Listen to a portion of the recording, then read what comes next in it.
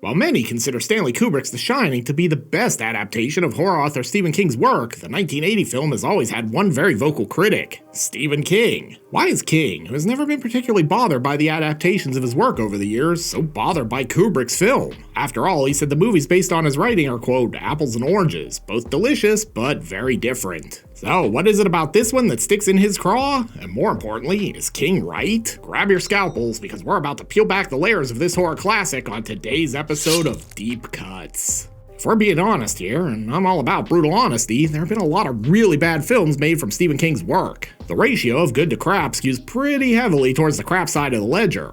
Kubrick's The Shining has long been regarded as one of the best, if not the best, adaptations of King's work. It sits comfortably alongside other beloved King adaptations like Carpenter's Christine and Cronenberg's The Dead Zone when it comes to discussions of the best movies based on the author's books. While it wasn't critically revered upon its release back in 1980, The Shining has earned accolades over the course of nearly 4 decades. As the cult of Kubrick, a cult I'm happy to say I belong to, has grown over the years, so has The Shining's acclaim, and King's disapproval of the finished project. To really understand why King feels like Kubrick whiffed on his version of The Shining, we first have to understand who Stanley Kubrick was as a filmmaker and as a person. Kubrick, by all accounts, was a very exacting and demanding director, and arguably one of the greatest examples of auteur theory in action. A film may be a project created by a large group of people, but a Stanley Kubrick film was always the culmination of Stanley Kubrick's singular vision. Sure, thousands of people might have worked on the project, but at the end of the day, they were all creating exactly what Kubrick wanted. And when Kubrick didn't get what he wanted, well, we've all heard the stories about how he made Scatman Crothers break down and cry after filming 88 takes of a single scene in The Shining. The most famous take was in the kitchens, the scene between Scatman and Danny. And it went to 88 takes. Scatman said, "Stanley, I can't do it anymore." This was not an anomaly. This was typical Kubrick. The filmmaker's relentless pursuit of his vision is legendary, even if it didn't always make him the most beloved guy on the set. So, what must have seemed like a match made in heaven, King and Kubrick teaming up to adapt one of the greatest haunted house stories since Shirley Jackson's The Haunting of Hill House, quickly became more of a match made in hell. Over the years, it's become increasingly apparent that King didn't particularly care for Kubrick as a person. For proof of that, look no further than this BBC interview wherein King describes meeting Kubrick on the set of the film. Just out on that one meeting that I thought that he was a very compulsive, almost like anal man. He also called Kubrick, quote, the coldest guy in the universe, which highlights how the author feels they were almost diametrically opposed personalities. King often describes himself in these discussions as, quote, warm and gooey. King has highlighted other early interactions that gave him pause about the collaboration he'd just signed up for as well. Take this story, wherein King received a call from Kubrick during pre-production. Kubrick called up King and said, "I think stories of the supernatural are fundamentally optimistic, don't you? If there are ghosts, then that means we survive death." King then responded by asking him about hell. How did that fit in? There was a long pause, then Kubrick said, "I don't believe in hell." King felt that being trapped as a ghost might actually be hell, which means maybe not all supernatural stories were particularly optimistic after all. All of this highlights why King seems so displeased by the film at the macro level. King is a warm and gooey guy who wrote a book that was as much about haunted people as it is a haunted hotel. Kubrick, the coldest thief, then turned that book into a story of a deranged lunatic running amok with ghosts. King's novel ends with the Overlook exploding and burning to the ground, warm and gooey. Kubrick's film ends with Jack Nicholson frozen to death in the hedge maze. Coldest guy in the universe. Really, diametric opposites these two, hot and cold. Is it any wonder they didn't really connect? That's a bit of an oversimplification, of course, particularly when it comes to describing the cinematic version of The Shining, but in many ways that's how King sees it. No, the book was warm and the movie was cold. It was a Kubrick film. Kubrick undoubtedly saw it as something else entirely as well. It's not so much a who's right, who's wrong scenario as it is two artists approaching the same material from radically different perspectives. The biggest highlight of just how differently the two men see things, and maybe the biggest reason King hates the film so much, is represented through the character of Jack Torrance. King considers Jack Torrance his most autobiographical character. He talks about how he wrote the book while struggling with alcoholism and feelings of animosity towards his own family. But through it all, King saw Jack Torrance in a totally different light than Kubrick. King's stories are often about ordinary people and their ability to be heroic, or monstrous, in extraordinary situations. The Jack Torrance of King's novel is an everyman. He's King, a young writer struggling with real-life problems, but ultimately a good man trying to do the right thing. Contrast that with Kubrick's take on the character.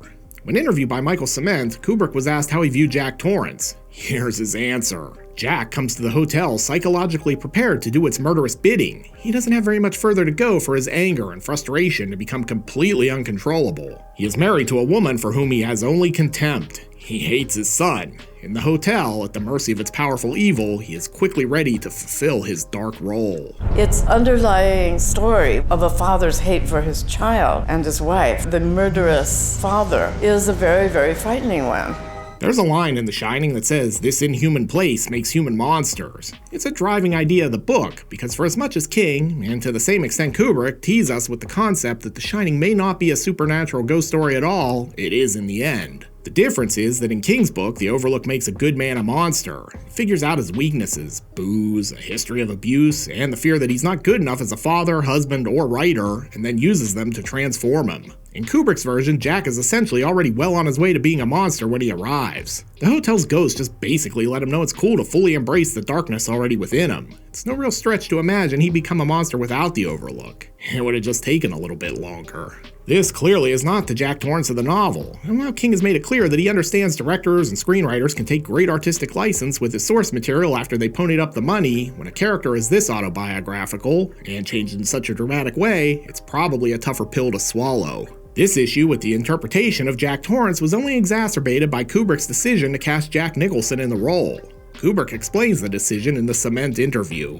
"I believe that Jack is one of the best actors in Hollywood, perhaps on par with the greatest stars of the past like Spencer Tracy and Jimmy Cagney. I should think that he is on almost everyone's first choice list for any role which suits him. His work is always interesting, clearly conceived, and has the X factor, magic. Jack is particularly suited for roles which require intelligence. He is an intelligent and literate man, and these are qualities almost impossible to act. In The Shining, you believe he's a writer, failed or otherwise. This X factor, or this movie star quality, is a big part of the reason King hated the choice. As I mentioned earlier, King's Jack Torrance is an everyman modeled after the author. Jack Nicholson, while clearly one of our greatest living actors, is a movie star. It's impossible to look at Jack Torrance and not see Jack Nicholson. King wanted an actor with a more common man quality, which is why he lobbied for performers like Jon Voight, Christopher Reeve, and Michael Moriarty. I've long believed that Moriarty, who is most recognizable to modern audiences for his turn as cranky Assistant District Attorney Ben Stone of the first few seasons of Law & Order, was the most interesting potential casting choice. That's the catch though. Kubrick's film becomes very different with anyone other than Nicholson in the lead. And let's be honest, Nicholson is great in the role.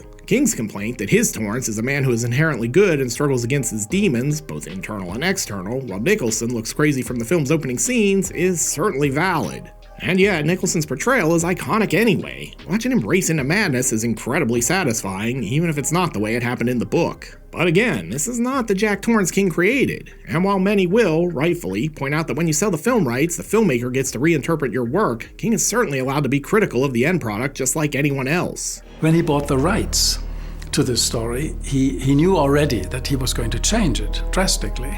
And when he bought the rights, he reserved the right to do that. King's criticisms are even valid. His Jack is a much more nuanced character than Kubrick and Nicholson's interpretation. Jack has more depth and dimension. He's easy for the audience to identify with in the book. Kubrick and Nicholson then turn him into a fairly traditional horror film villain. The humanity of Jack Torrance is largely lost in Kubrick's version, replaced instead by a leering monster wearing the mask of a man.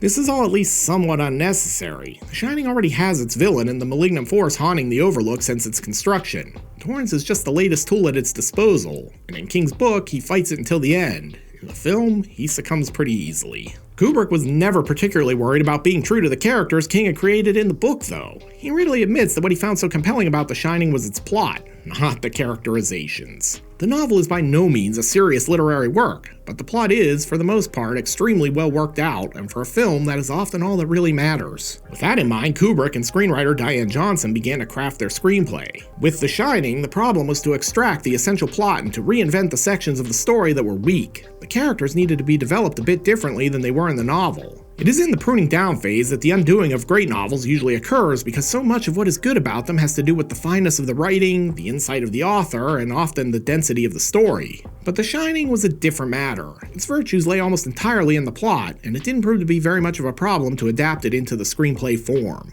This fascination with plot is another reason King finds the film so unsatisfying, going so far as to call it a big beautiful Cadillac with no engine in multiple interviews over the years.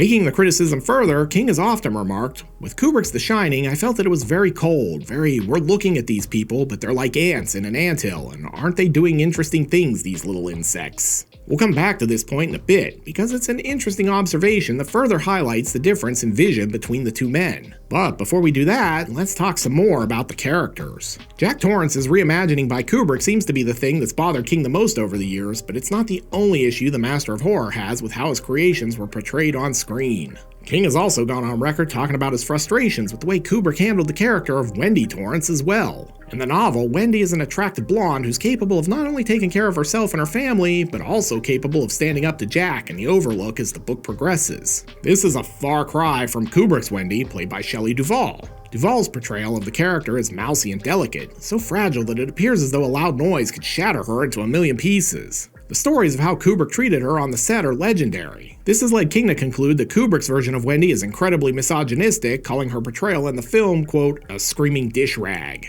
It's a point I don't disagree with. The behind-the-scenes Shining documentary produced during filming shows how hard Kubrick was on Duvall. Nicholson has noted that Duvall's treatment was different than what he received on the set as well. Yet there was a method to Kubrick's madness in some regards. As such, this becomes one of those times where you can see the point of both sides of the debate. Kubrick explained his reasoning for changing Wendy from a strong woman into a veritable mouse like this. The novel pictures her as a much more self-reliant and attractive woman, but these qualities make you wonder why she put up with Jack for so long. Shelley seemed to be exactly the kind of woman that would marry Jack and be stuck with him. Shelley Duvall actually had a much bigger part in my original script because, of course, I sympathized with her and I gave her things to say. She was involved in trying to figure out what to do. You did this to him. In the novel, Jack having the blonde cheerleader wife makes sense. He's an inherently good man. For the Jack of the movie, though, Kubrick's Wendy does make sense for that particular story. What's most fascinating about the two versions of Jack Torrance is this, something pointed out in a really great article published by Salon back in 2013. In King's novel, the Overlook Hotel's seduction of Jack Torrance is rooted in the nebbishly failed writer's frustrated desire to be extraordinary, larger than life. It's impossible to imagine Jack Nicholson wanting to be anyone but himself. In Kubrick's film, Jack's madness becomes that of an imperious auteur, convinced of his own importance, running amok and seeking to wipe out the mere human beings whose inconvenient presence muddles his vision. The two such different men as King and Kubrick were able to see themselves in this character indicates what a remarkable creation Jack Torrance is. This ties back to King's quote about ants in the anthill. King is a pantser, meaning he's an author who doesn't outline his books, he simply starts with an idea or a character and follows the situation where it leads. He's concerned with the questions the characters face, and since he doesn't know the answers, the trip with his characters often feels more organic, like we're following real people. Kubrick, on the other hand, was the auteur, a filmmaker who exerted meticulous control over every aspect of his productions, the perfectionist who demanded 127 takes of the scene where Wendy confronts Jack with the bat. I just want to go back to my room. That he was a great chess player only makes the point. His characters are pieces on the board to be moved around and sacrificed in service to his own overarching objective. Neither approach here is wrong, but they're at such opposite ends of the creative spectrum that it's no real wonder that King is so bothered by the film. Ultimately, I love both versions of The Shining. I've read the book at least 10 times over the years, and I've had over 3 dozen viewings of Kubrick's film. Both are utterly captivating pieces of art. I think most of us love both versions, which is probably how it should be. The various factions in this never-ending debate get caught up in the minutiae, which is no surprise as anyone who's seen the documentary Room 237 can attest. People love to delve deep when it comes to discussing Kubrick's take on the film. And like all of his films, there's a lot to pick at. There are no happy accidents in a Stanley Kubrick feature. Everything seemingly means something. But at the end of the day, we got 2 different yet compelling versions of the same story. That should be a win for all of us. Plus, King got an adaptation more in line with his original vision in Mick Garris's 1997 miniseries version of the novel. That's a topic for a whole other video. So, which version do you prefer? And more importantly, do you think King's points are valid? Are you looking for another deep dive into a classic horror movie? Then check out the link here on the screen. I'll see you in the next one.